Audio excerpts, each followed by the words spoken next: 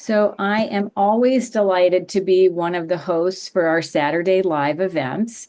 And to conserve time, we do not take live questions during our sessions. They tend to really fly by. So we ask that if you have questions or comments that you put them in the chat. And Sweetie and I will do our best to get to as many as we can during this session.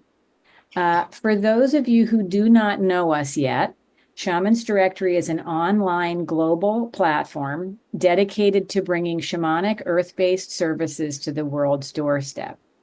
We are inclusive to Original people, First Nation healers, and modern-day lineage-based shamanic practitioners. We are a nonprofit for healers, teachers, clients, and the curious to offer global access to shamanic lineage-based healing and teaching, and to contribute to the preservation of traditional and indigenous wisdom across the planet. It is our hope that all of our offerings at Shaman's Directory will inspire you to explore the earth-based traditions of the world and to add shamanic earth-based healing to your regular health and well-being routine. If you'd like to learn more about us, we invite you to visit our website at shamansdirectory.com, where you can sign up for our monthly newsletter. And if you're a social media person, you can follow us on Facebook, Instagram, and YouTube at Shaman's Directory. So on to today's program. All of our live events are an opportunity to introduce you to our members and friends of the directory and to bring us all a little closer as a global community. Today, I am honored to introduce you to traditional healers Jay and Sweetie Bird. So welcome, Jay and Sweetie. Hi. So I've known Jay and Sweetie for a couple of years now, and I've had the privilege of hearing them speak quite a few times. And I just want to let everyone know that this is really a distinctly different experience from the typical online courses that most Westerners are used to. It is a unique opportunity to experience teachings which are not often shared outside of the Ojibwe communities in the US and Canada. In a world that can leave us feeling overwhelmed and depleted, it is important that we find ways to reset our central nervous systems and to bring our hearts back into synchronicity with the heartbeat of Mother Earth. So I honor each and every one of you for showing up today to deepen your walk on the path of spirit, spiritual growth, cultural understanding, and connection to the earth. So the Ojibwe language is a really beautiful language, and I'm not going to use this as an opportunity to mess it up. So I'm going to introduce Jay and Sweetie using the closest English translation of their names and let them introduce themselves briefly when I'm finished. So Jay Bird, his Ojibwe name is Thunder Days, is a Jiisikaan shake tent conductor. He is Bear Clan from the Batchewana First Nation of Ojibways in Sault Sainte Marie Ontario. Jaybird started attending ceremonies at the age of 4 with Batchewana First Nations and began spending his time watching and eventually sitting at the drum. In 2010, at the age of 34, the Batchewana First Nation Chief and Council presented him with a pipe, 7 clouds. Shortly after, Jay inherited the Jiisikaan shake tent ceremony and started his journey as a healer and Jiisikaan conductor. He and Sweetie travel across the US and Canada offering these teachings and healing modalities. Sweetie, whose Ojibwe name is Yellow Thunderbird Woman, is from Lac Du Flambeau, Wisconsin, Ojibwe. She and Jay are traditionally married and a team. She assists Jay with shake tent and is on the path to offering healing sessions herself. Jay and Sweetie offer sessions in person and on Zoom. They assist people at every stage of life, walking with people from birth to death, assisting in crossing over loved ones, and in supporting families. Sweetie is also available to support women around issues that have to do with marriage, parenting, and other things related to women's spiritual, physical, and mental health. So I'm going to turn it over to Jay and Sweetie to introduce themselves to you a bit. So welcome. Buju Anin. Azawa Banes and Imkiwaga Quaindigo and Imki Banesindo Dam was Waganing and Dunchaba. I'm Yellow Thunderbird Woman. I'm a Thunderbird clan from Waskawaganning, Wisconsin. Bonjour, NMK Gage Kadon and Dishnakaz. My name is Thunder Days. Anishinaabe Jiisikaan and now I am a shaken conductor.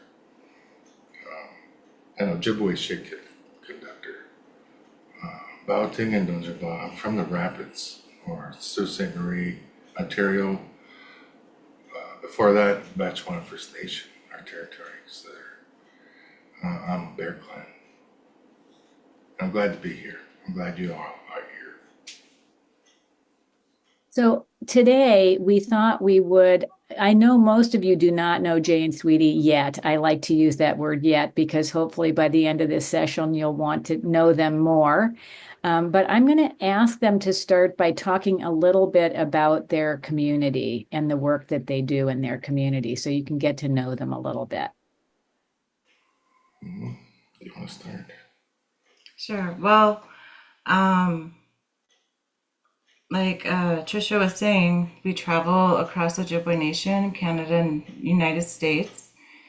We do shake tent ceremony, sweat lodges, one-on-ones. Yeah. So currently, right now, we're working in Manitoba, Ontario, and in Bad River, Wisconsin. So those three communities are, at the moment, are what keep us fairly busy.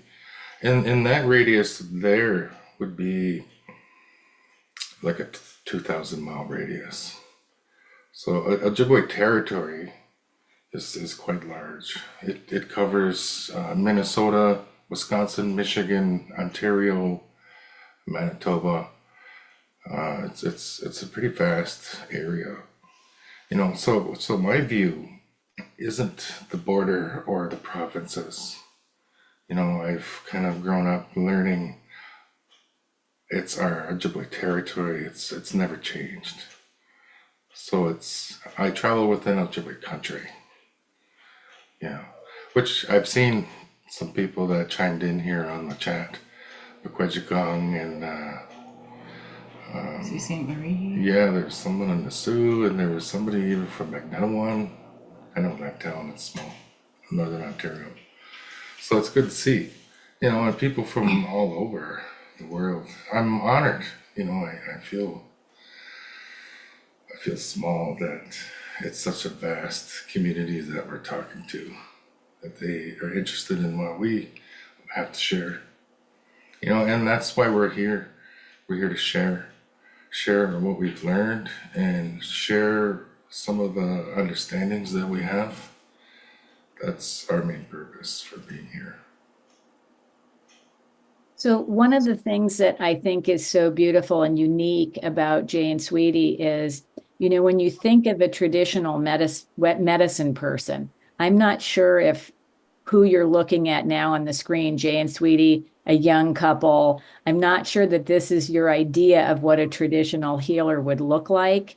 And Jay has, you know, such an incredible story. And I'm going to put all the links in the chat for people to hear his whole story because we don't have time to tell the whole story today. But it's really, if you ever wondered if there are still true traditional healers left on the planet and how they come to be who they are, this is an absolutely amazing story that you'll really want to listen to. But today, what we wanted to focus on is the state of the world and how we can all continue to show up at our best with everything that is happening in the world. How can we keep our energy in a place that brings healing and light with us? And I thought it might be nice for Jay and Sweetie to start by sharing a little bit about what it means to be Anishinaabe, and then we'll move into how we maintain our light. Yeah. You know, the word Anishinaabe, when you vaguely break that down into English, means Lord from the stars. That's where we come from. So if you think of a star, it's a light, which is what we all are. We're all a light. We're all a light inside of a human body. You know, we come to Earth, we learn what it is that we have to offer, what it is that we have to share and help others while we're here. And then we leave and turn back into a light again. You know, that's in a very vague, basic, that's what Anishinaabe means. That's our name, you know, people lowered from the stars. So, you know, where we fit, you know, how we fit in here is knowing everything around us. Not just people, not just our daily life routines, it's understanding everything around us and how we fit in there and understanding what it is that we have to offer to help that. That's a basic understanding.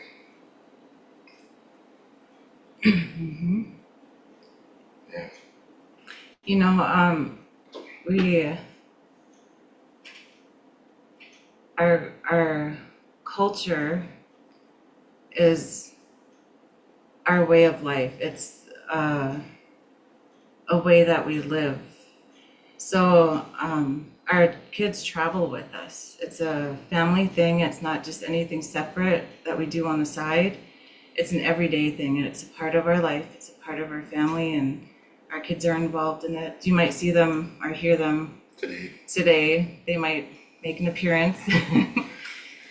Yeah, they're 7 and 9, and almost their whole life, this is all that they've been around and seen and known. You know, so if we're not out traveling, helping communities, there's people dropping by for spiritual help at our house, or we're out gathering and collecting medicines and prepping to go somewhere next. It's we're always doing something. It's never idle. We're not doing anything. It's ceremony every day. It never stops for us.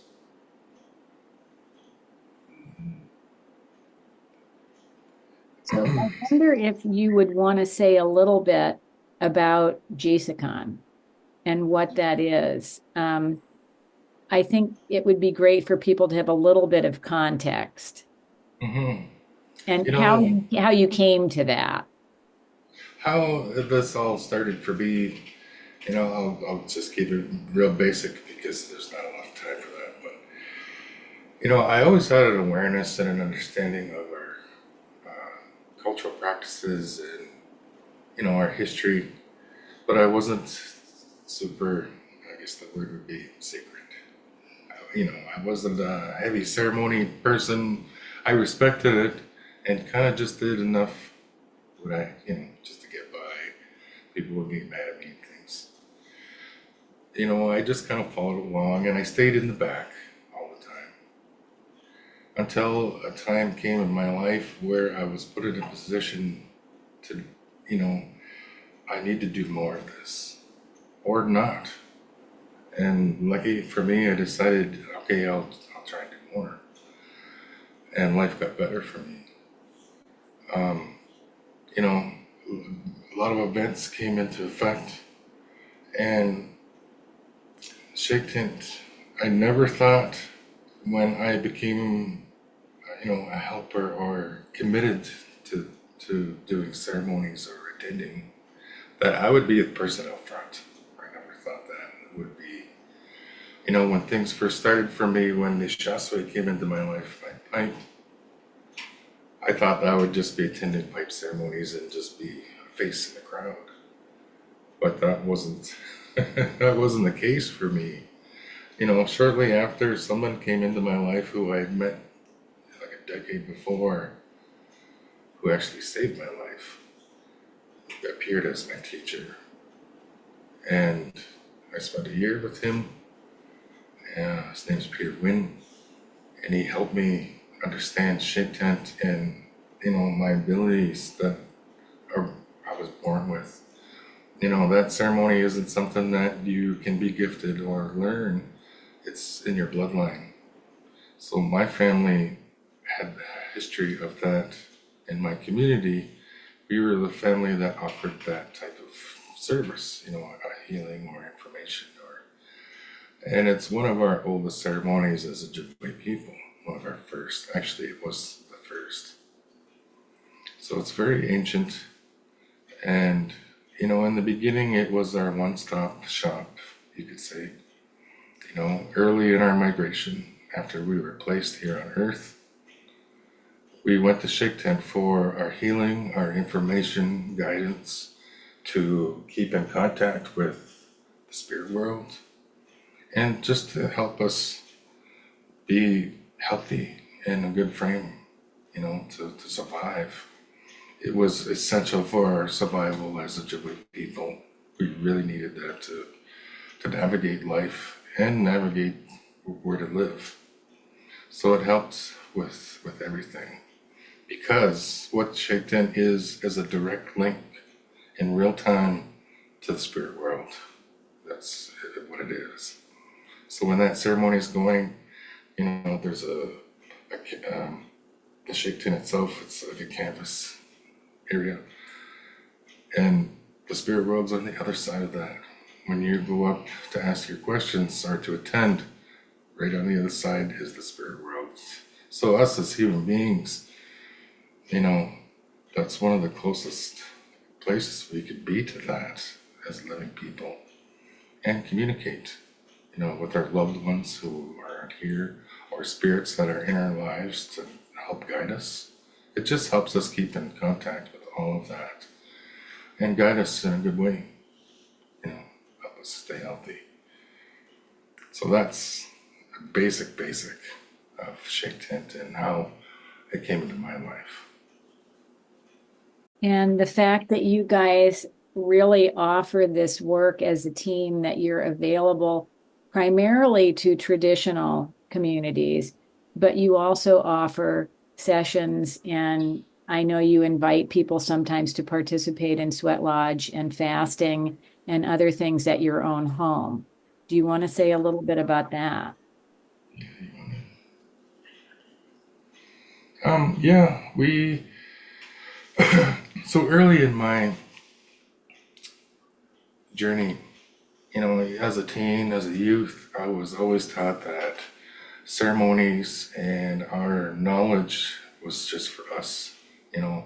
Our nation is sick. We're struggling with a lot of things from history and our current state of being, how we live on reservations and all of that. And that was a lot of the mindset. Not all the mindset, but the majority was. We're sick. We need help. Our own people need help. This is for us. Until one day, I had my spiritual spanking, I call it.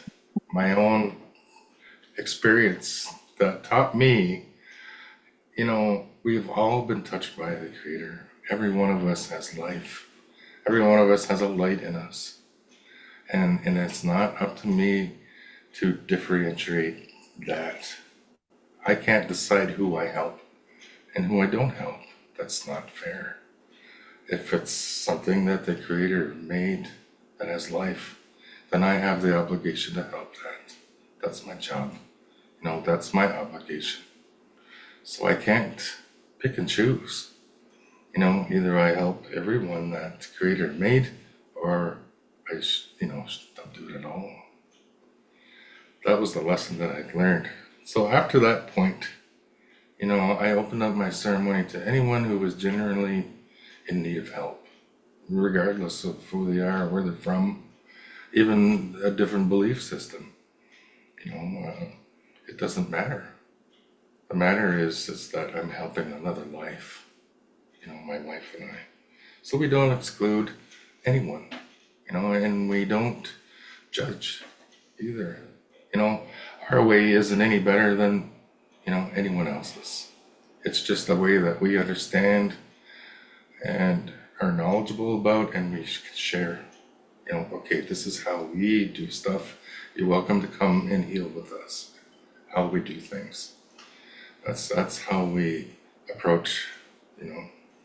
So we respect all life from anywhere, and not just we don't just hoard it for ourselves. That's not why I'm here. That's not why I was put here. And that's not why, the people that come into our lives, like Trisha here at Shamans, you know, it's a learning experience for us to grow and be better people. That's just why we're here, and I'm grateful for that. So yeah, we do have events. We do things at our house when we're not traveling. We do fasting camps and sweat lodges. Our friends will come over when we're home. Like I mentioned earlier, people will come for doctoring or healing here once in a while.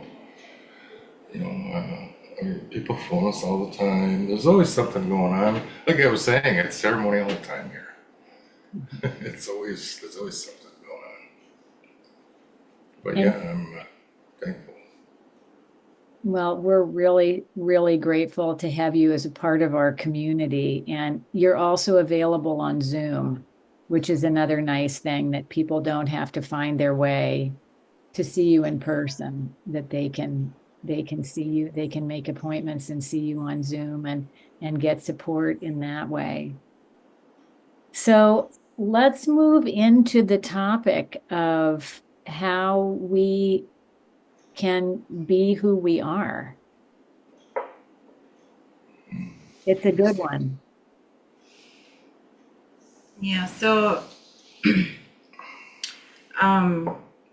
wanted to talk about our own energy, understanding what we have to offer. Who am I and how do I do it? How do I bring my good energy out into the world? Yeah, that's a question for all of us Yeah. to ask ourselves. How do we get back to our place in creation?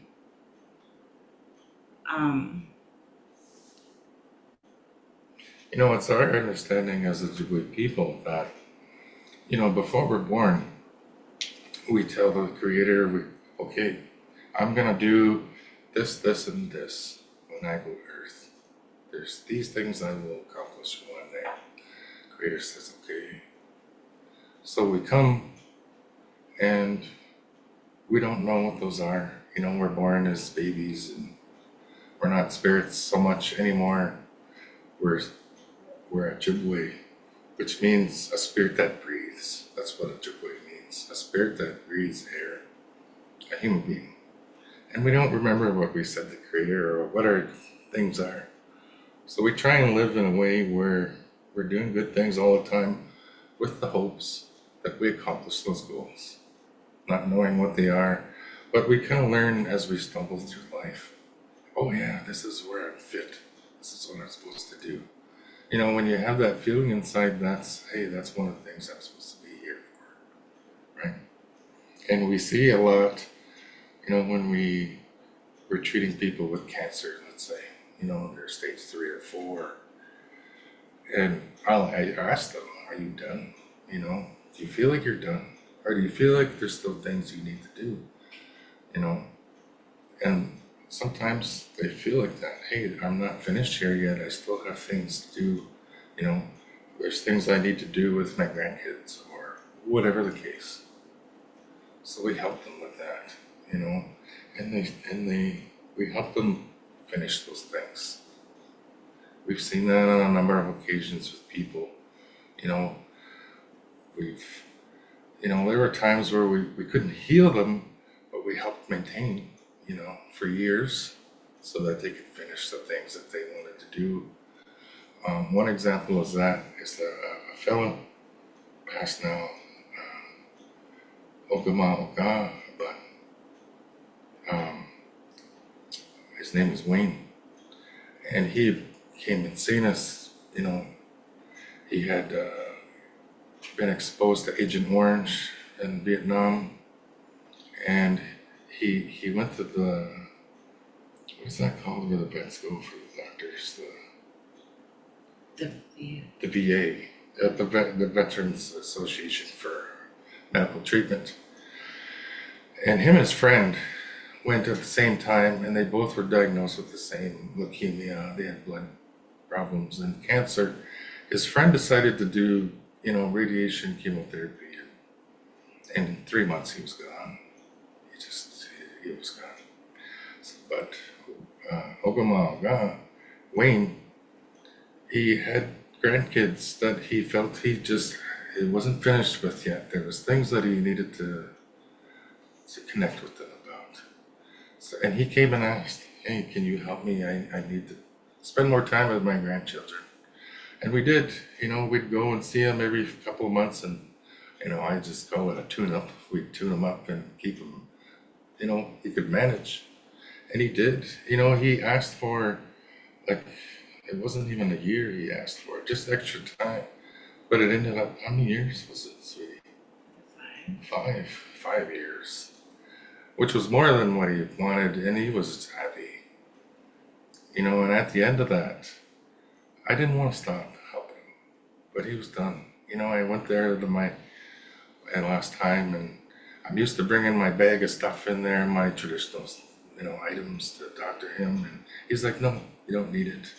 I just want you to visit with me, and I'm so happy and appreciative of everything you gave me. He finished his journey, and he knew he finished his journey, and he was ready to go. And it was hard for us as humans to let our friend leave. We didn't want him to go. Nice guy. We always enjoyed going to his house and helping him. But he was done. He knew he was finished, and it was time to go. And he did. So in that case with him, we were able to offer that to help him with his walk, which is basically what we do. We're trying to help people finish their journey, whether it's with an illness like that, or they're lost or confused, or whatever the case. There's many things that distract us around the world, things that are happening today that we kind of get off track with stuff. And we try and help people focus, basically, keep them well and keep them focused, so that they can do what they're meant to do here. And a lot of that entails, reconnecting with yourself, because a lot of things that happen in life are outward experiences, right? And it's finding it in ourselves to stay connected and ground ourselves again, so that we can cope with these things, that we create a healthy inner environment so that we can help cope with the distractions in the outside environment. Mm-hmm. And that's a lot of what we do, is we help people reconnect with their light. And one of the ways we do that as Ojibwe is fasting. That helps ground us, helps us connect again to creation around us and to the spirits. Yeah, it provides a safe space without any distractions. There's nothing. The only thing that's around you is creation. Creation, how it has been since the beginning. What the birds are doing, the trees, the wind, the weather. You're grounding yourself, like Sweetie was saying, back to the earth. Finding your starting point again, or clarifying where you're going from your starting point. That's a good practice. That's a good thing. A lot of people that I know that are doing really well, they've fasted a lot, through the years, and I suggest that to people who are new. That's a good practice. That's a good thing to do to just kind of clear the noise. But it's also good for your body too. You detoxify, while you're out there. It's something that we've been doing for thousands of years. you know. So you're doing that. So now you're clarifying yourself. You're clearing the mechanism, and now there's problems and issues that you have to face. You know, a lot of times we put that aside. Oh, I don't want to deal with that. I don't want to feel these things. You know, I don't want to be hurt. I don't want to be upset. I don't want to be angry. I don't want to be uncomfortable. So we compartmentalize these things, and they just sit and they build, and it's baggage, and it just weights us down. It's like carrying a big heavy bag the whole time. You know, for us and how Sweetie and I travel and how we handle that, you know, we not so much, we embrace the difficult times as much as the good. It's the balance, right? You know, we see the difficult times as a learning experience. You know, we don't try to avoid them. You know, they're uncomfortable and nobody likes that kind of stuff. But it's a learning experience. You know, and it's always like that for us. It gets difficult. And then after that, it gets good. You know, things are really, we're on just floating for a while. Everybody's just happy. And then a challenge comes and we're struggling and we're having a hard time. And then it's good. And then it's like that. And then it's good. It's, you know, you need both. You need both to be balanced. You know, as human beings, that's why we're put here, to learn. You know, and it's unfortunately, it can't be all nice. That's just not why we're put here, you know. An elder shared with me, which I find remarkable, and it really hit me. You know, he talked about the ups and downs of life, and as Ojibwe and Anishinaabe, we carry with us a bundle, and it's not a physical bundle that he was talking about. It's our spiritual bundle, our bundle of life that we all carry with us. And we go through these experiences, good and bad, and there's a balance in all of that. And we use all these experiences to gain more wisdom, more humility and respect and love and kindness for ourselves and for everything around us in our lives. You know, and that bundle grows with us as we continue our path. You know, and I found that it struck me because it gave me something to imagine and feel everything and put it all in perspective, and to be able to carry what he shared, and to be able to share that with other people. You know, that we all carry our own spiritual bundle, you know, and that's what helps us carry on in our lives, you know, and it's not something we leave behind, you know, it's something we carry with us. We learn, we continue, we grow. You know, and these messages come anywhere, at any time. So this message that Sweetie's talking about, this elder, it's my cousin Don Wapus. And we were sitting in the casino in Bad River, Wisconsin. We showed up the evening before we were starting our work there. So we're just kind of relaxing in the casino. And then he just appeared out of nowhere. He was standing over me, and I looked, and I hadn't seen him in like a year or so. There he was, sitting in a casino. And he's telling us all this stuff in the casino. You know, it's just, you never know when and where the Creator puts things in your path like that. Lessons, you know, it could be anywhere, anytime. You never know. You know, it's not just when we have our items out and we're getting into our zone and our safe space. You could be in line at Walmart or somewhere. You never know where this happens. Someone on the street, someone you don't even know, will share something with you that have a profound impact on your life. It's amazing how spirits and how that happens for all of us. If we take the time to just be aware, it's there. It's always around us. But a lot of times we get focused in what's wrong and not everything that's right at the same time. So there's all these things happening in the world right now that are negative. But this morning or today or this evening, depending on where you're living, we're doing this right now to offset that. Okay? I'd like to try and focus on this. With you guys, being with you and sharing, good stuff like this. Yeah, I'm aware of what's happening out there, but my heart is here, trying to help instead of, making comments and judging what's going wrong.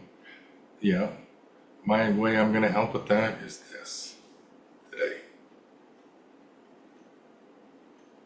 I love what you said about we each travel through life with our own medicine bundle, and that each experience we have gets added to that medicine bundle. And I find that sometimes I forget because I get so distracted by the outside world that my medicine bundle kind of sits there collecting dust. I'm not paying attention to it. I forget that I have it.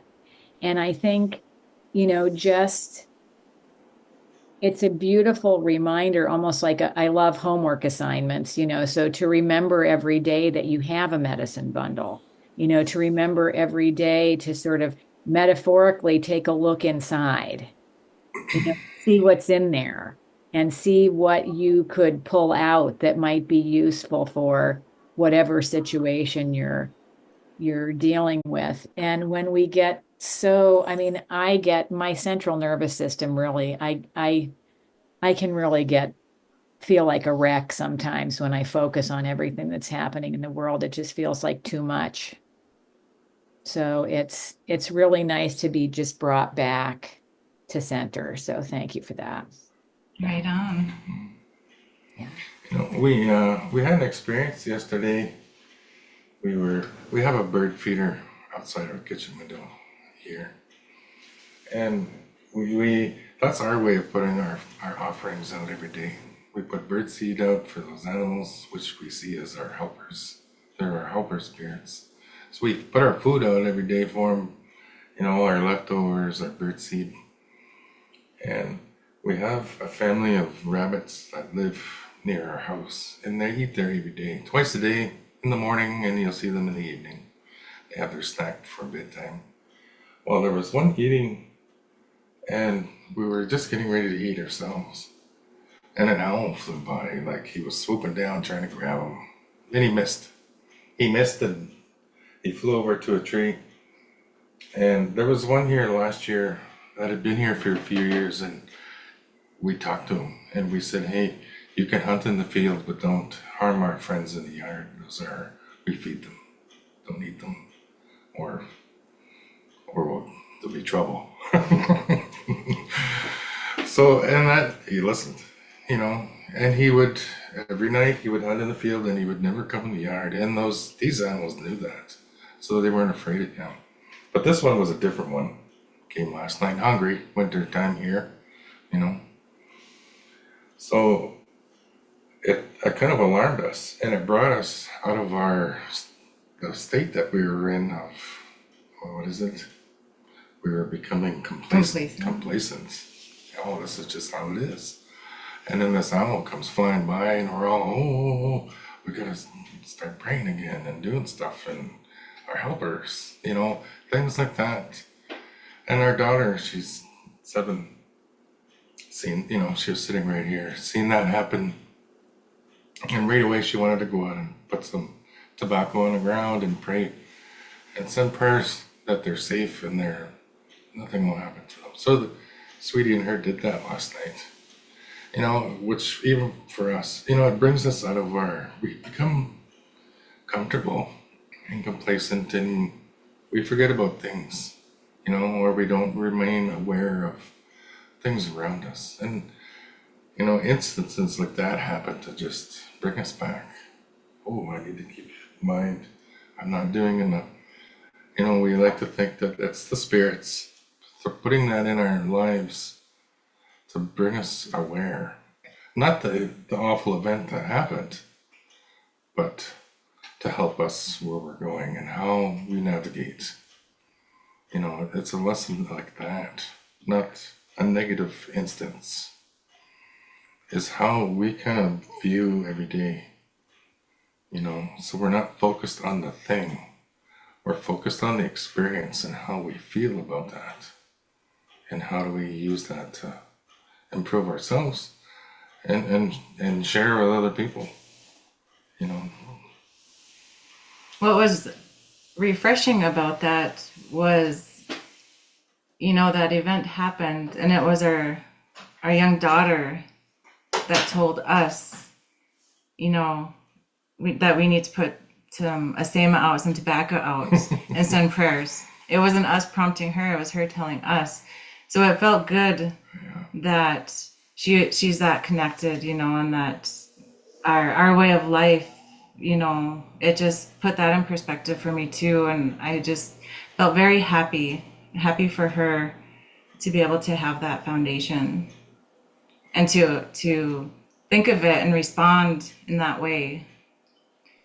So it was comforting. Yeah. So, you think of just this instance, this event, an owl flew in our yard. It brought all this that we understand and delight for us. A significant, some people might think that's just an insignificant, small detail thing. But being aware and asking, and just paying attention.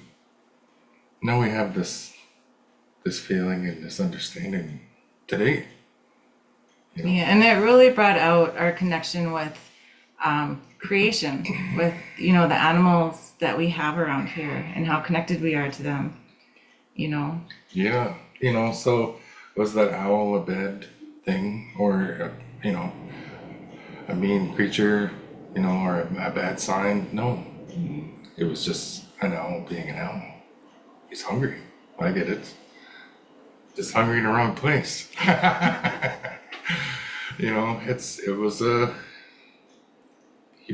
That owl brought all of that for us.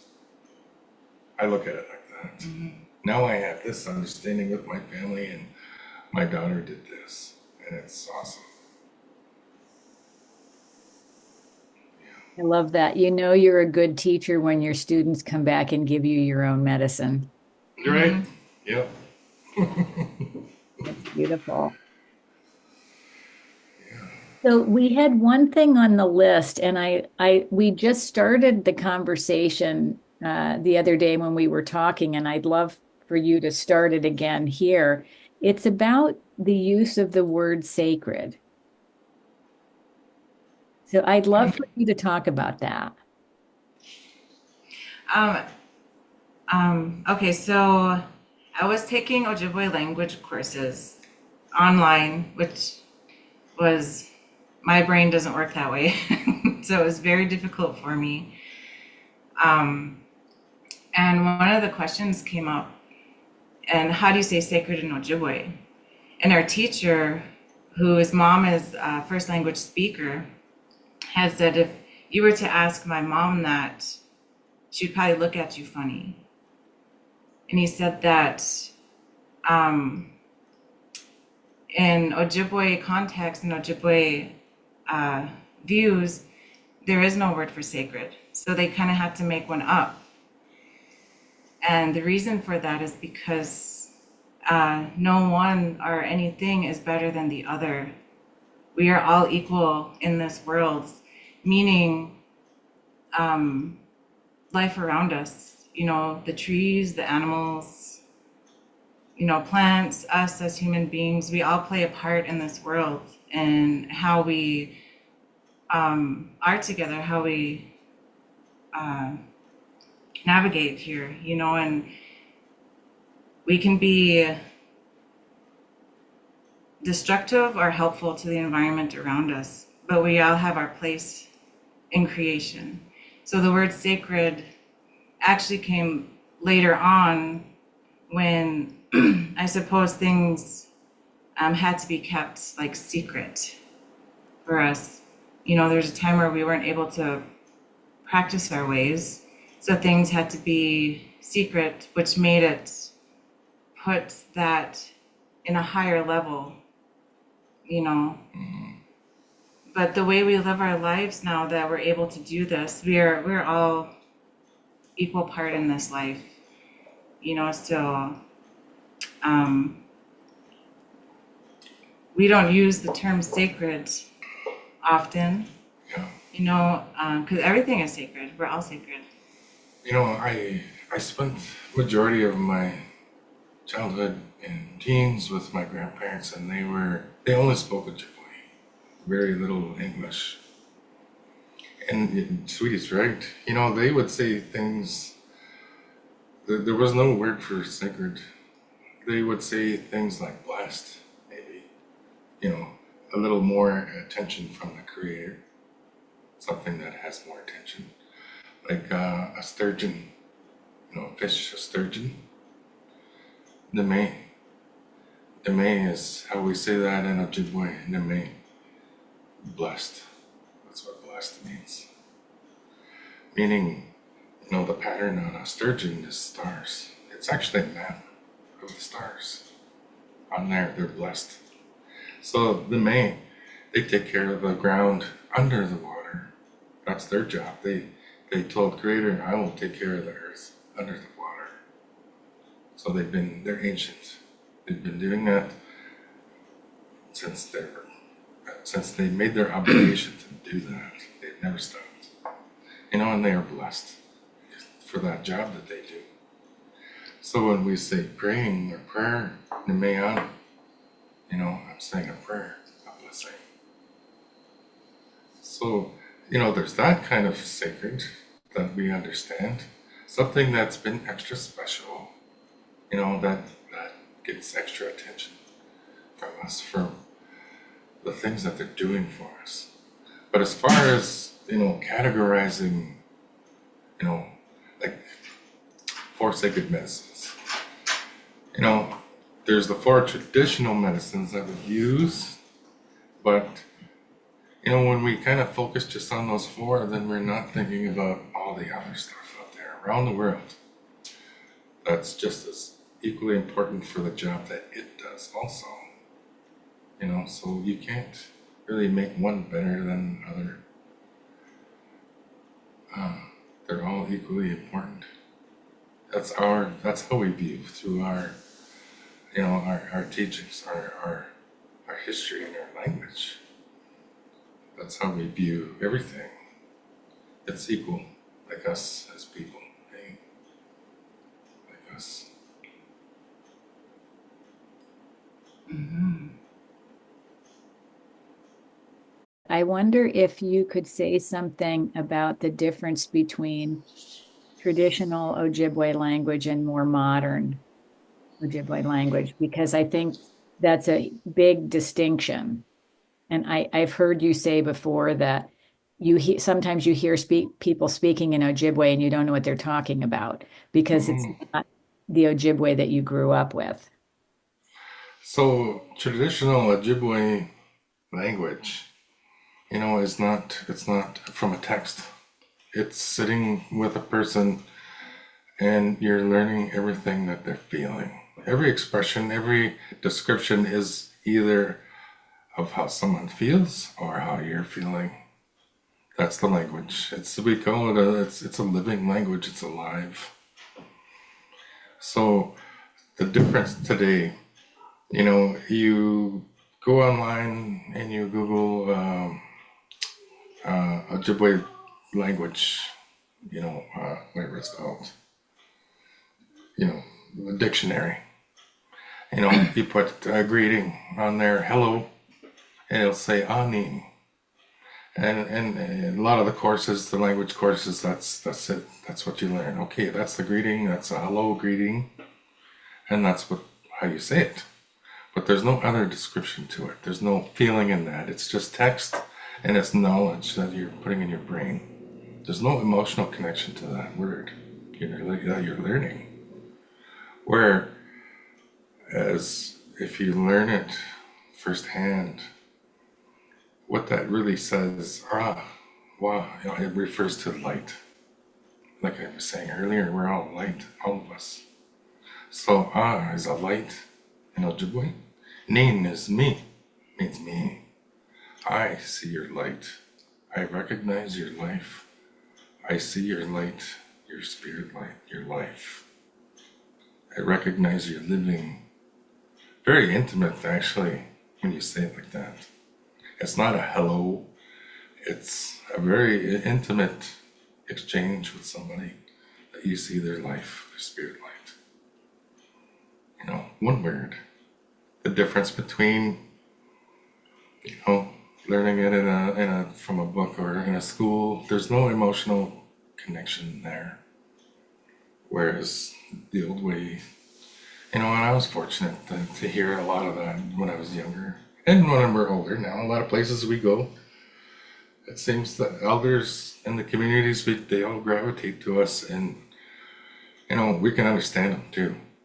And it's nice hearing that. I really enjoy when we meet up with elders and they're speaking just Ojibwe to us all day long, and I could hear that, and I know how they feel about us because they're saying it in the language.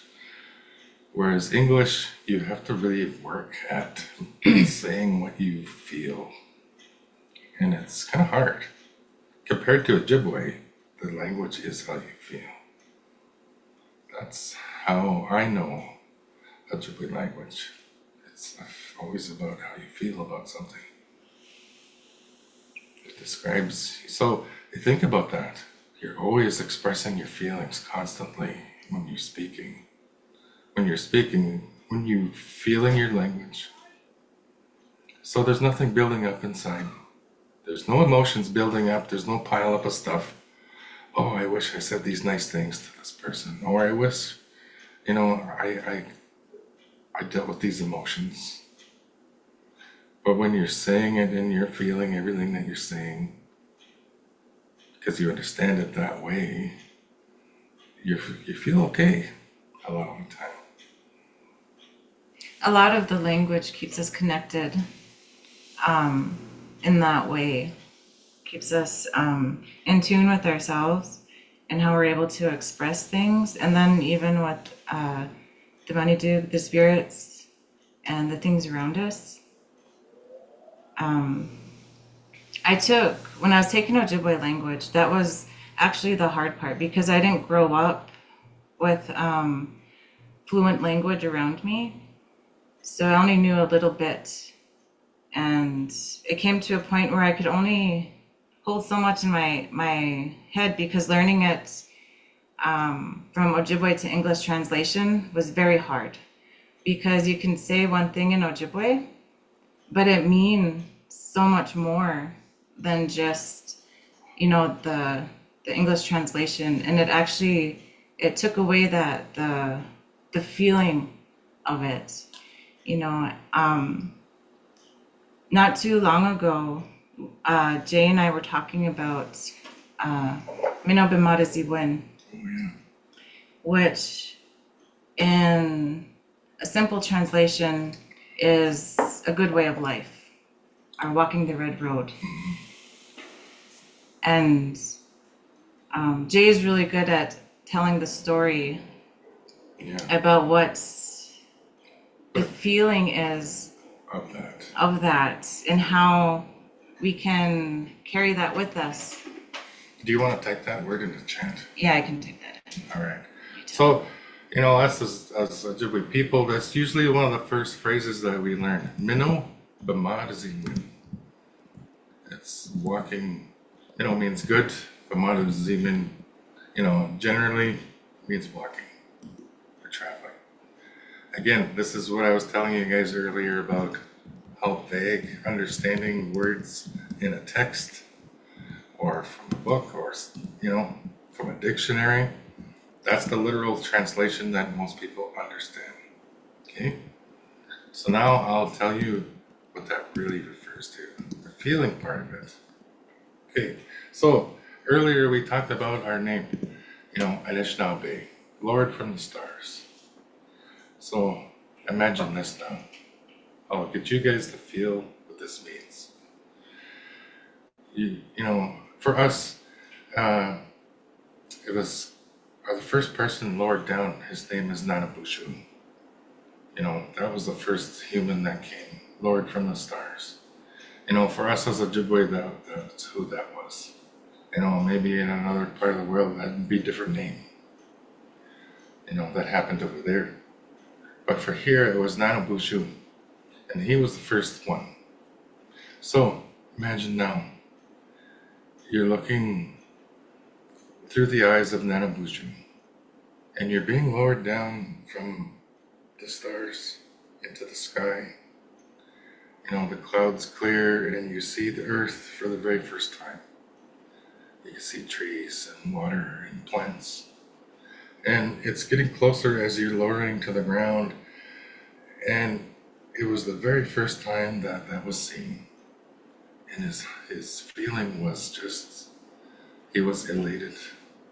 It was such a beautiful thing that he'd seen all his life. And like goosebumps, hair standing up, just because I have that right now. Envisioning this, he was feeling that way. Wow, this is so awesome. And when he came down to make his first step, he even spread his toes out because he didn't want to damage anything. He didn't want to break anything. He didn't want to harm any of the living things, trees, grass. So he stepped ever so gently as he landed on the ground. And his first steps were with care and kindness, as not to disturb or disrupt or hurt anything. He walked so carefully, his first steps, because of how he felt about that. Minnow Bamad is Iwin. Bamad is Zid, and Zid is your feet. It's how you're walking. How you're walking through life, trying to feel like Nanabuju felt that first time. We're trying to feel like that as we navigate through life. That feeling of care and kindness for everything is what that really means, how you feel about that. Because we're so blessed, with everything around us. That's what that means. That's what that feeling of that word is. But how can you put that in that little word, That whole event is what that one word or phrase refers to. How Nanabuju felt. Not the action of what he's doing, not walking the red road. It's how and why he's walked. So I really like that story. It's such a great example of the richness of language. And I have such a passion in my heart for preserving languages because of that reason. There was a wildlife campaign back, I'm dating myself, back in the 1970s. There was a wildlife campaign, and the slogan was "Extinct is forever." And I thought, oh my God, forever. And I applied that not just to animals, but to people and to languages and to plants and to everything, that when it's gone, it's gone. And just that description of that one phrase, the description of the word anin. Somebody wrote in here, namaste, which also means I see the light in you. And that's from, and there's another in Peru, there's a phrase, Eileen Punchao, and it also means I see the light in you. It's greeting. And so it seems like In, the indigenous communities, the ancient languages all have light in them. It's all about seeing the light in people. And, looking at the world today, and like you said, we forget we have our medicine bags, and we forget that everything has light in it. No matter what's going on, that everyone around us, all of the situations in the world that are happening, everyone has light in them. And we forget to see that because we've taken the light out of our language. Hmm. Not Yeah, just the feeling, but we've taken the light out. right. Yeah. So we were mentioning earlier about how I get confused, when people are speaking with, someone who's educated speaker, they went to college or they have college level Ojibwe, they spent years. I don't, I struggle. Like they'll be talking and talking and they'll be like, I thought you understand Ojibwe. But what I'm hearing, it doesn't make sense how they're putting the words. Like they're saying language words, but the order that they're putting it, and there's no emotional attachment. It's different. It's so different that it's confusing. It's not simple to the point in how you feel. It's you're saying three or four different things to describe one thing instead of just saying Yeah. that. You know what I think that what that is, what I found from experience is that um, concepts in Ojibwe are different than concepts in the Western way. And sometimes the two don't mix. So it's hard to, when you're, for lack of a better way of saying this, and I mean no disrespect, but when we're thinking in a Western way and trying to translate that into an Ojibwe word, it's harder to do that than when you're experiencing things and being able to express it naturally with the words. And I think that's where Right. it kind of gets a little more difficult. So a good example is that is, you could tell people about sweat lodge until you're blue in the face. All this stuff happens in here and it's this and this. But until you're in there and you experience it and you're there and you feel it, then you understand. You have to be there. Okay? You have to be there with somebody who's knows what they're doing, has a safe environment, and then you go through then you have that.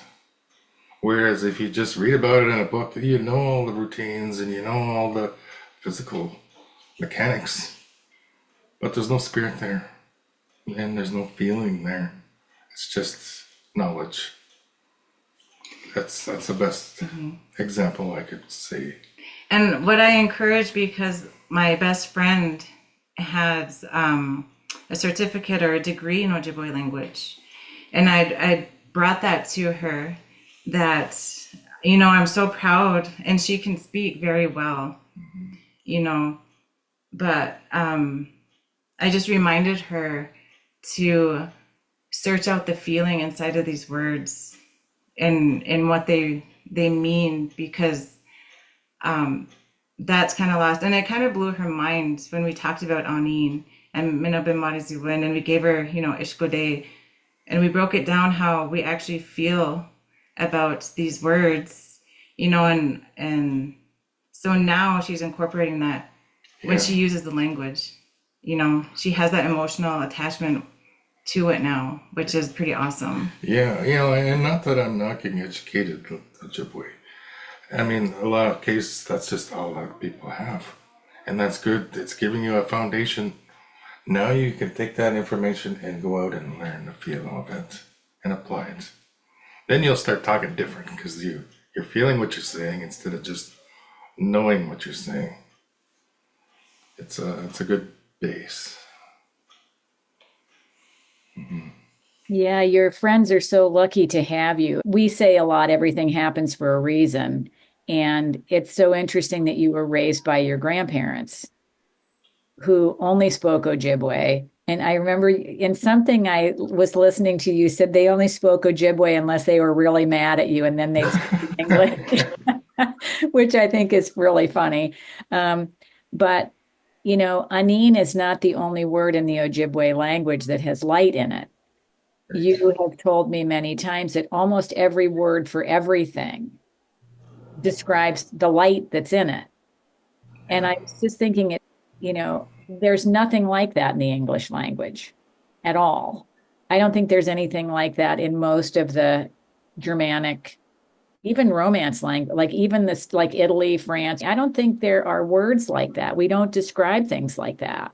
Mhm. It's an ancient practice to see the light in everything. Yeah, to speak about ancient and light and names, I have a relative who in 1935, uh, Canada uh, had the British, or the British, you know, we were new as a community, as Canada then. So we were in negotiations with Canada, our community, and they had exhumed 5 people from our traditional graveyard in 1935 and sent them to the Smithsonian in Washington, D.C. I think it was D.C. To be carbon dated. They wanted to disprove our claims of how long that we had lived in our community. So what happened was the Smithsonian carbon dated them at 5,000 years old. So they just kind of, and they just put them in the back. And that was the end of that. No more talk about how old these guys are. That just, but my community did not forget. So our chief went down in the mid 2000s and we brought them home and we put them back and brought, you know, one of them, his name is Jawa Shea Agun. That's one of my relatives from my family. And when we seen my cousin Don a few weeks back, when we had that discussion in the casino, I said that to him. Hey, do you recognize this name? And I said that to him in the casino. And he said, oh, light breaking through. And that was perfect. That was so simple and exactly right. You know, so how I'd known that name from how we figured it out. His name, 5,000 years ago, was the light and the sound of creation happening for the very first time from the love of the Creator moving through space. So the first thought of love from the Creator moving in space, making stars and planets and galaxies, the sound of that and the light of that was this guy's name 5,000 years ago. You imagine how connected and spiritual people were then, how much they knew. Without science, they just knew this from, you know, living well, living a good life, that knowledge. You know, imagine meeting somebody with a name like that today. Like, you just don't hear stuff like that. That's, wow, you know, mind-blowing stuff. So, you know, knowing your place in creation, I'm blessed with that. That's just one instance, you know, where I'm from.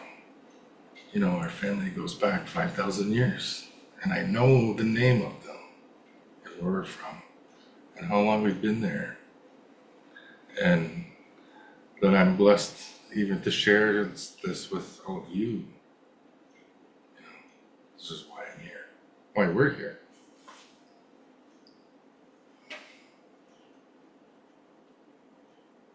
I'm taking a really big, deep breath. Every time I listen to you, I feel deeply grounded. My roots go right back down into the earth when I'm listening to you. I'm wondering if anyone has any questions that they would like to ask Jay and Sweetie. There's a beautiful comment. It's hard to exploit the world and the people in it if your language sees light and shares your heart. That's beautiful. Yeah, you know, in our language, there's actually no word for like hate. There's no word for that. And we actually reminded our kids because they picked up that word Yeah. We don't use it, but they picked it up, out in the world. And we actually asked them if they knew what that meant. They said no. And so we just explained to them that in our language, Ojibwe language, there is no word for hate. It doesn't exist for us. We can really not like something, but we don't hate. Yeah.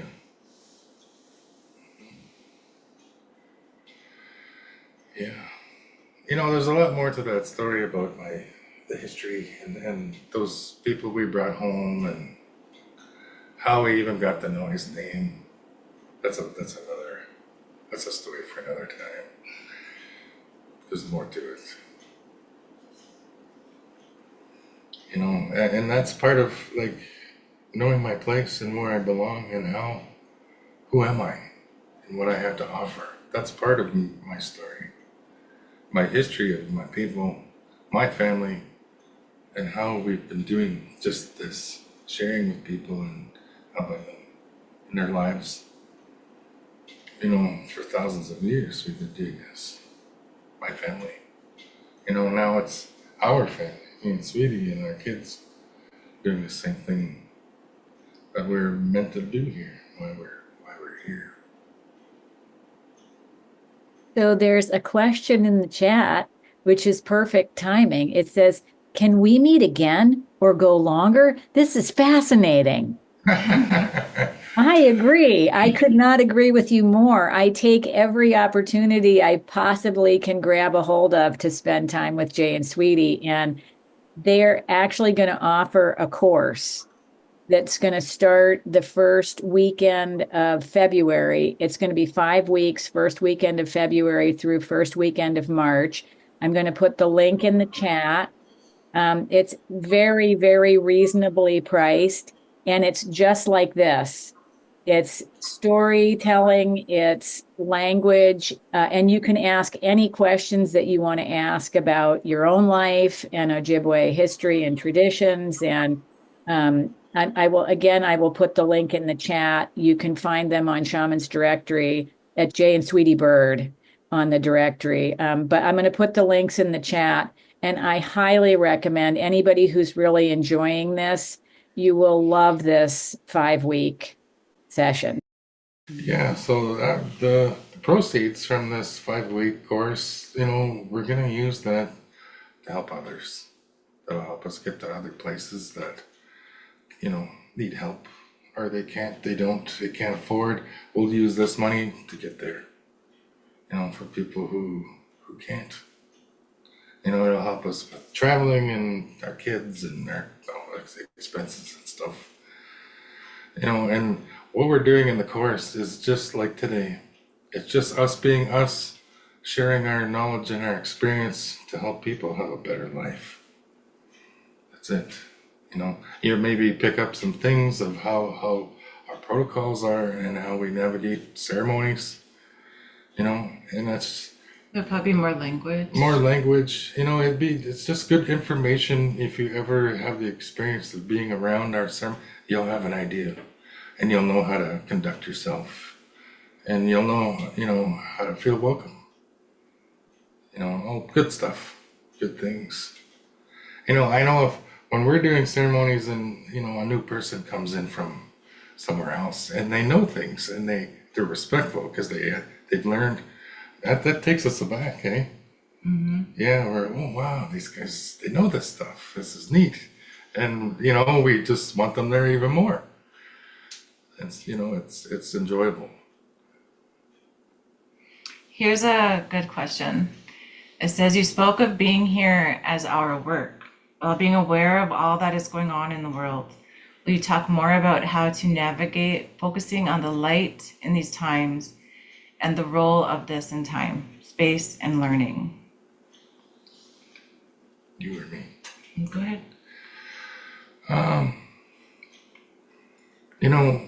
We have our struggles right now as a family and finances, all that stuff.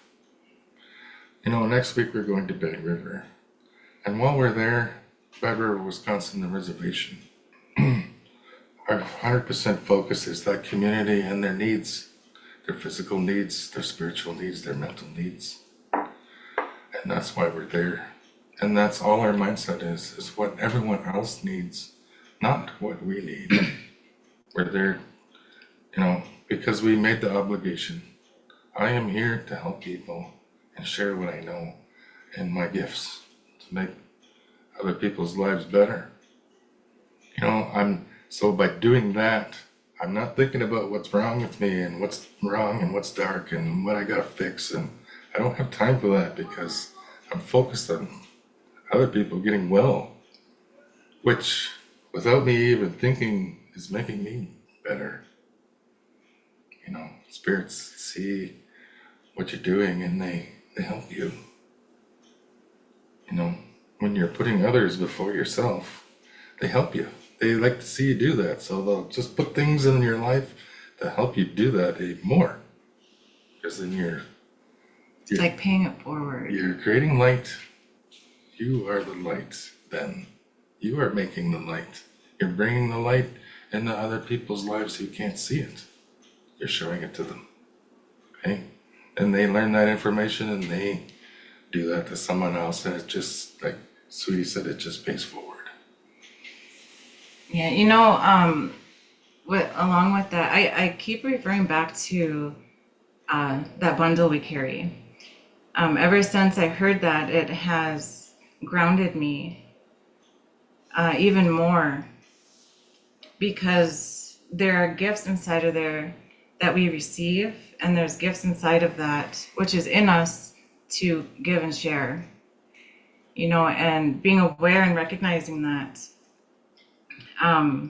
it helps us focus, it helps us stay humble and centered, and it helps us navigate through the struggles, accepting what is and trying to make it better for ourselves, make ourselves better actually in the situation, so it's experiences, I guess, that we go through to help us navigate.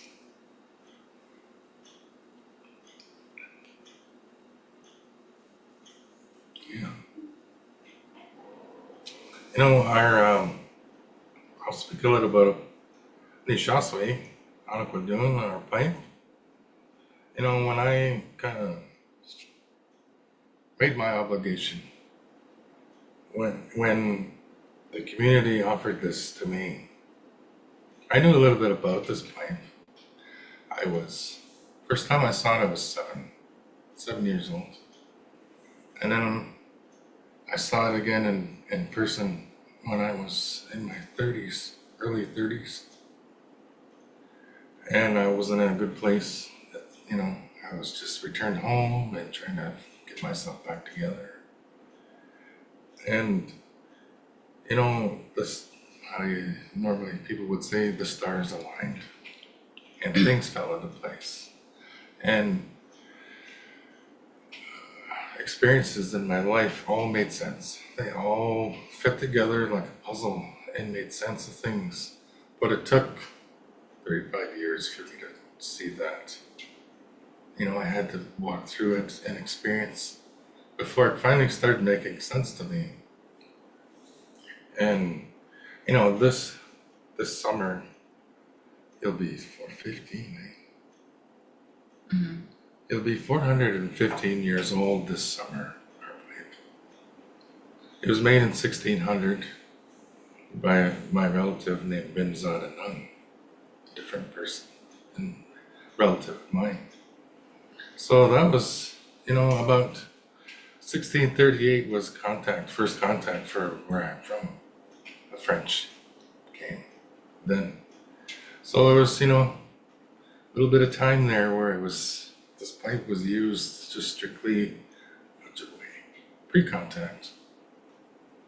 And now he's here with us today again, helping all of us, helping all of you. He's here right now. I got him up. Usually I keep him in his bag, but here he is, enjoying our conversation and putting things in my head to share with everybody. helping, you guys, not just us and our people. He's a spirit that's here on earth to help all of us, not just us. Yeah. It's just something to feel good about today, everybody. I think a good thing just to remember is that ceremony isn't just a specific time or a place or an event. Ceremony is life, That's how I kind of see it, and we live that every day. It's a way of life. Yeah. And we see that even in our own community, our own ceremony people, our friends. Friday, Saturday, Sunday, they're doing ceremony things, and then they're back to work on Monday, and they just don't think or do any of that stuff. They're just back to their regular life. And then the weekend comes and it's ceremony time again. And then it's a back and forth and a switch on and off. They kind of are, but then they're not. For us, we'll be talking with you guys on here, and then I'm talking to an elder in Manitoba later this afternoon. And then I'll be calling my sister and there'll be ceremony stuff on that. Or, somebody will stop over, or we're going to go outside and pick medicine. Like, it never stops. We're always in that frame of mind. Yeah, well, I think it's a lot too that like being connected is a ceremony in itself. Being able to recognize and be aware. And I bring our wild animals up a lot because they are our teachers. We learn a lot from them. And to me, that's a ceremony.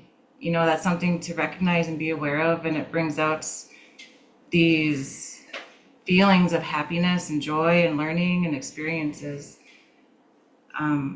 So I think if we remember that, that we're experiencing the ceremony of life every day, all the time, that, we walk in a good way. We are respectful and gentle on ourselves as we are on this path. Yeah.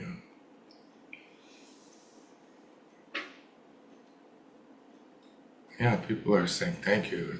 You're welcome. Yeah, and thank Chimigwech to all of you for listening. Yeah, so, what you guys are seeing of us this is our daily. We're saying like this when ceremony time's happening.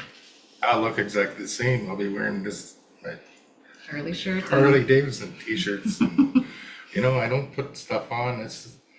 I am just me. This is how I am.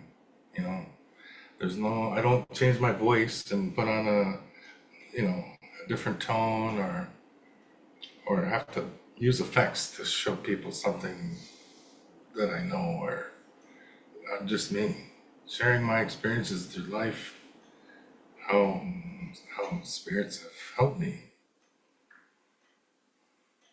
Yeah.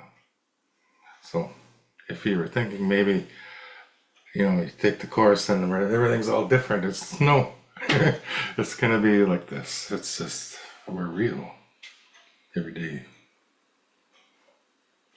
And it's really a reminder each day to stay grounded in who you are, to stay connected to the medicine that is yours, and to do your best to bring it to the world. And it's also just a really great, if you are interested in culture and learning about people other than yourself, it's a really, really beautiful experience. So, yeah. Yeah, there's a question about is there an exercise we can do to experience our connection to nature, spirits, and ourselves? Yeah, there is.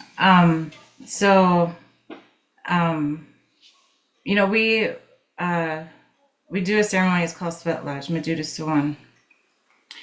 And inside of there, it is dark, and we focus on our own light. We look inside and we focus on our own light. You know, sometimes it could get hot and uncomfortable in there, but as long as we're focusing on our own light, you know, and we're breathing, things start to calm down. And from that, I think, because not everybody can go to a sweat lodge, is if we if you can set up a space, you know, in your house, in your room, darken it, maybe have a little bit light in there, but to close your eyes and imagine that light inside of you and just take some deep breaths through that. You know, we're so used to light coming into us. Yeah. It's outside of us. You know, we have, you know, lamps, lights, the sun, everything is coming into us that we forget to look inside of us. So if you just do that, you know, you can set some music, whatever you like to listen to, and then just close your eyes and really just focus on your light, and that's it. Clear your mind and just see your light. Yeah. Yeah, that's a good one. We do that a lot for people who aren't new sweat lodge. You know, they're worried and, oh, I'm gonna be on fire in there. It's so hot, and or it's cramped and dark and closed, and I'm uncomfortable. Yeah, it can be. But if we never do that, you know, a lot of us who, you know, different cultures around the world, you know, meditation is basically doing that.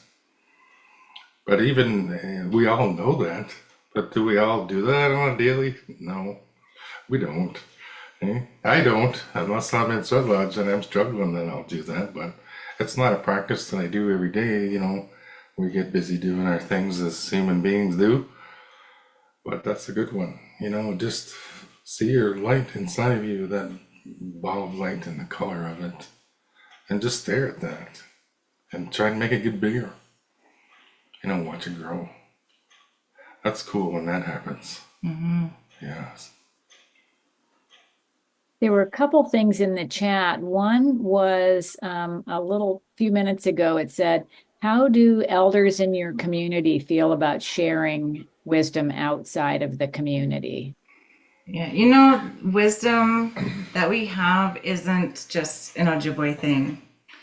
You know, it's all around the world, you know, and if we're able to share that and it have such a good impact on somebody else's life, it's not for us to hold. We're not keepers of any knowledge or any wisdom. It's not ours to keep, you know, and I can't speak for all the elders, but I know that the ones we are in contact with and communicate with appreciate that. You know, it's a different time nowadays, and it's not for us to hold or keep. It's not a big secret, you know. Mm-hmm. You know, for me, that was part of my instructions from my community. Dean Sayers, our chief in particular, you go out there and you share your gifts, you know, help. And there was one time I was working in a community that I'd been there a few years and I didn't want to be there anymore. To me, it was just negative all the time and there was no support and I didn't want to be there. And I called him and I said, hey, I don't want to work here anymore at this place. And he said to me, until they tell you to leave, you stay there. Okay, that was it. You know, you don't talk back. And I did, and I stayed. You know, eventually things happened, councils changed, and then their priorities became different and the program was changed to something else. But I stayed, and I'm glad I did. You know, because Sweetie and I met after that. You know. So it was a blessing. And Boy, isn't Dean that a can tell good you thing that your attitude would have had you be like, I'm sick of this, I'm out of here. And he said, nope, you're going to stay till they tell you to leave. And you got a gift for staying. Yeah, that's exactly right. So that was my community's intention with this fight. You go out there and you make the world a better place and make us proud of you. You know, and every time we go home, our chief, which is now my friend Mark, They tell me, the community tells me how proud they are of me. And that's an awesome feeling when our leader, I'm so proud of you and the work that you're doing. You make us all so happy. That's, that's a feeling of accomplishment that I could not get that feeling from anywhere other than my community. Batchewana First Nation Chief, telling me that. And watch what I do all the time. And they're proud of me. And that's all that matters. I'm doing what I was put here to do in my space in creation. There. Okay? Where my family had been for thousands of years. I'm doing what I'm supposed to do. And they're happy. So I'm doing something good. I'm doing something right. I'm finding my place. I'm just, it is so beautiful. And I can't imagine that all of the elders would not be super proud of you. As a younger person, relatively, you have really taken your job to heart and you're so devoted to it. And it says in the chat, is there any additional meaning to miigwech? There is. Miigwech. It's actually you're saying that there's an understanding. Yeah, mutual. Yeah, there's an understanding of what's happening right now. The feeling. So you're feeling it. So that's why in Ojibwe there's no word for you're welcome. A lot of times we'll say like mie or miwe, which is saying that I understand. That we're sharing this understanding together is what that means. And I see a beautiful comment in here. I'm especially taking away the feeling of speaking with feeling connected to our words. English has lost this way of speaking for the most part. It would be wonderful to be able to take class in speaking English from the heart. Yeah. That's a great comment. Yeah. I would take that course.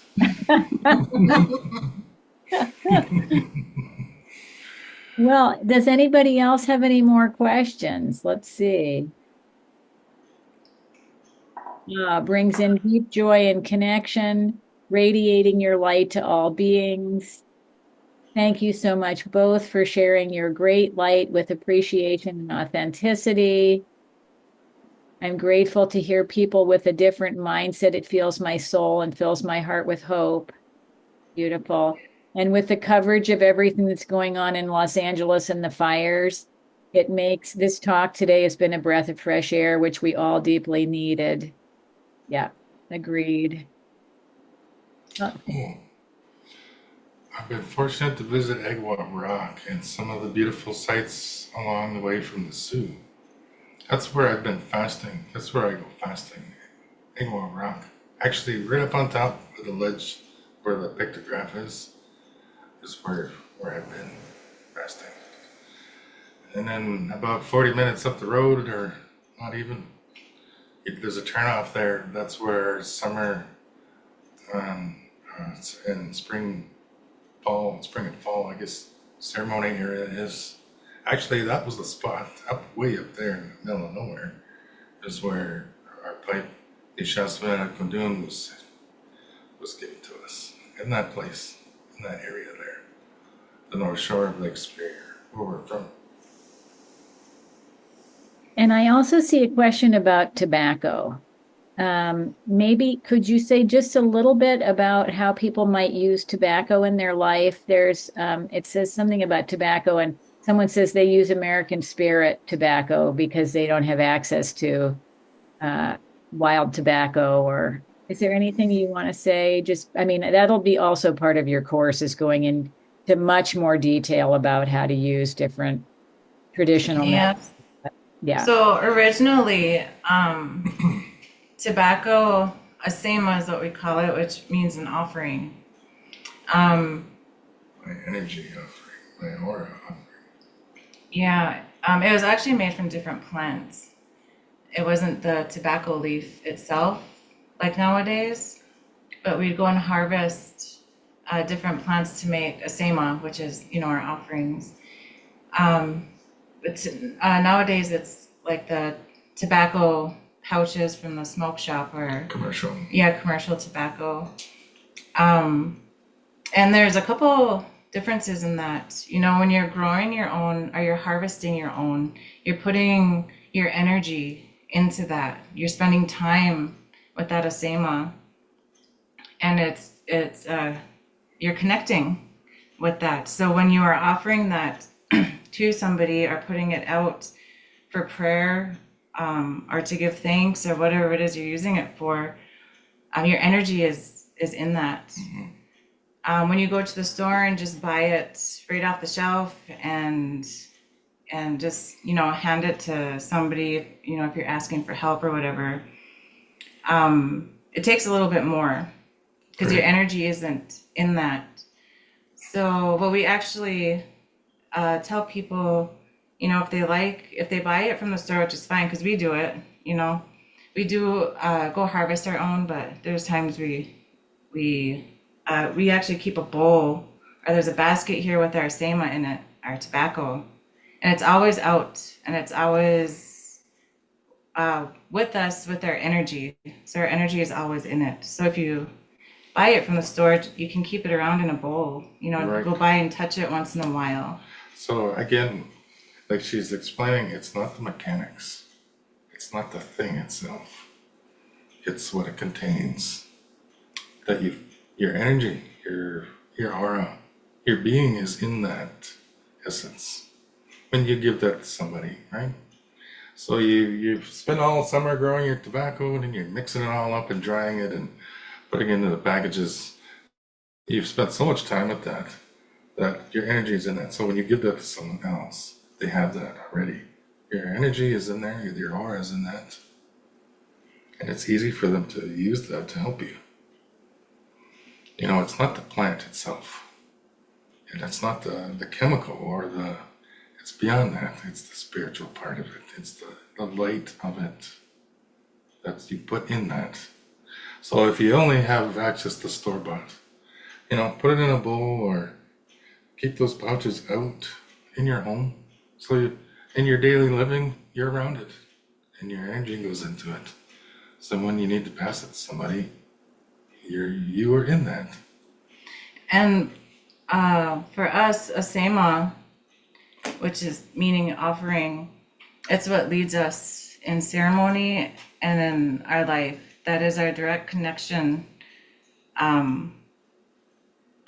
we can offer for the spirits, to be connected that way. We use it in our pipes, we use it in our ceremony, we put it out with our spirit dishes, and that it leads us.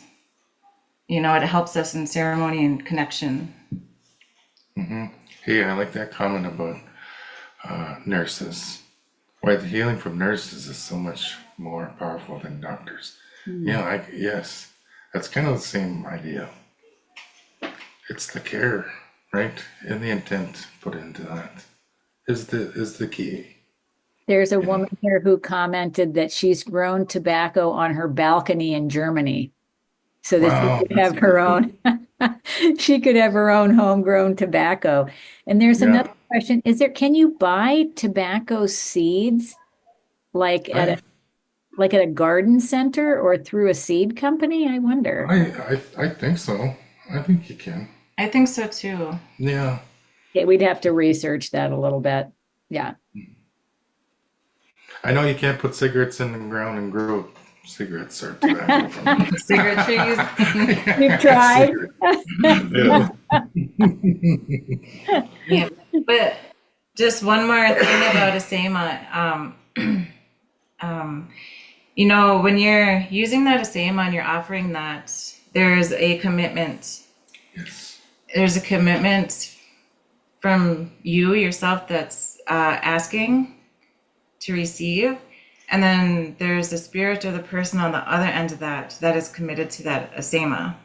So it is a very important thing to remember when you're getting information or healing, that you're part of that responsibility. Yeah, so it's a two-way street. You can't, here's my tobacco. I want you to do whatever for me. I want you to help me. And then I accept it. Say, okay, I'll do everything I need to do to help you. I'm committed now. And then you decide, if things start getting tough, oh, I don't want to do this anymore, and just leave. Because I'm not leaving you. I'm going to stay till we're done. It's a two-way commitment, It goes both ways. That's another beautiful thing to me about the traditional teaching, is that you say it and you mean it. Yeah. And I love that about the tobacco, and that it's a two-way street, and that you're actually both thinking about it when you do it. The person who's giving the tobacco has to think for a minute, wait a minute, do I really want to change? Do I really want this help? Do I really want to ask for this? You, the giver, have to really think if you really want what you're asking for, right? And then once you ask, the person on the other side has to think, do I really want to give this? And how long, what's the commitment here? It might be a long commitment, right? Yeah. Going back to what I was talking about, our friend Wayne Ogama, he gave me as the same to help him with his life. Okay? It's asking for a year. Turned out being 5. So I was committed however long he needed. We started off thinking it's a year, it ended up being 5 years helping this old guy. And it was the spirits committed to that also, right? Yeah. So they're there with hey, we're doing this. We're gonna see it through. That's how tobacco works. We don't quit. Oh, I changed my mind. It's uncomfortable. I don't want this anymore. Deals off. No. Once you do that with the spirits, they're committed to you 100%. You're asking spirit to come and help you. They're not going to quit on you. So, we can't do that either. Fair is fair.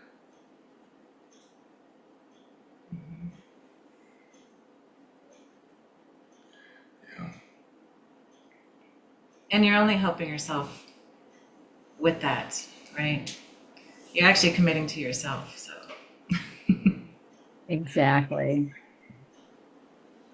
So I want to be mindful of the time and just say thank you to everyone who is here today for bringing your light to this session today, and for taking your light back out with you into the world. And I think we have all received really practical wisdom and ways to apply this wisdom in our lives. So I want to thank Jane Sweetie really deeply for being here. And the links are in the chat for Jane Sweetie, for the course that they have coming up, for making individual sessions. They're always available to talk to people about anything that you have on your mind, from healing to personal issues to deepening your own spiritual walk. They are available for all of that. So any parting words, Jay and Sweetie, anything you'd like to say? I'm thankful for everyone that took the time to listen to us today, spend their time out of their life with us. That's fulfills my purpose of being here. So thank you for that. Miigwech. And in Ojibwe, we say, Pamapi Gigawabaman, which means we'll see you again later in time. Yep. There is no goodbye. So. And I'm going to unmute so that people can just say thank you. So everyone, you're able to unmute yourselves. Feel free to say thank you. Thank you. Thank you. Thank you. Thank you. Thank you It's for beautiful. everything. It's just Love you. beautiful. Thank Beautiful. you. Thank you. So And much. wagwa minty. Thank you. Wopila, wopila, wopila. Thank Gratitude. you. Merci. Lamia. Big blessings to you and your family. Thank you. Much love to you both. Kuyanak. Lamia. Tusen Thank tack. you guys. Sakara. Spasiba. Grazie. So awesome. Beautiful, everyone. Thank you so much. Have a wonderful rest of your weekend, and we hope to see you again soon.